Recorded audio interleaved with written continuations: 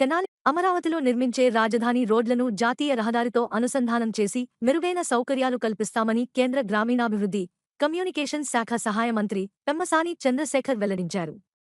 మంగళవారం ఉదయం తాడికొండ ఎమ్మెల్యే తెనాలి శ్రావణ్ కుమార్తో కలిసి రాజధానిలో నిర్మిస్తున్న విజయవాడ పశ్చిమ బైపాస్, దీనికి రాజధాని రహదారులు అనుసంధానమయ్యే ప్రాంతాలు, కృష్ణానదిపై నిర్మిస్తున్న వంతెనను ఆయన పరిశీలించారు.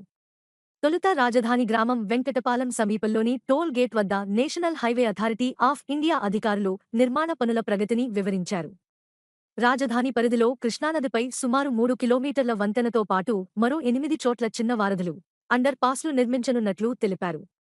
ఈ సందర్భంగా కేంద్ర మంత్రి పెమ్మసాని మాట్లాడుతూ 2014 నుంచి 19 వరకు మధ్యలో ప్రతి కిలోమీటరుకు ఒక అండర్ పాస్ ఉండేలా ముఖ్యమంత్రి చంద్రబాబు రూపకల్పన చేస్తే ఆ తరువాత వచ్చిన ప్రభుత్వం ఆయా పనులను పూర్తిగా విస్మరించిందన్నారు.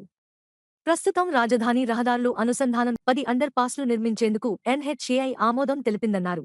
ఏప్రిల్ 2025 నాటికి పశ్చిమ బైపాస్ పనులు పూర్తి కావాల్సి ఉన్నా గత పాలకుల నిర్వాకంతో 400 కోట్ల ప్రజాధనం వృధాతో పాటు పనులు సుమారు ఏడాదిన్నర ఆలస్యం అవుతున్నాయని చెప్పారు. భూములు కోల్పోయిన రైతుల సమస్యలను విని రాతపూర్వకంగా అర్జీ ఇవ్వాలని కోరారు. సిఆర్డీఏ అదనపు కమిషనర్ జి.ఎస్.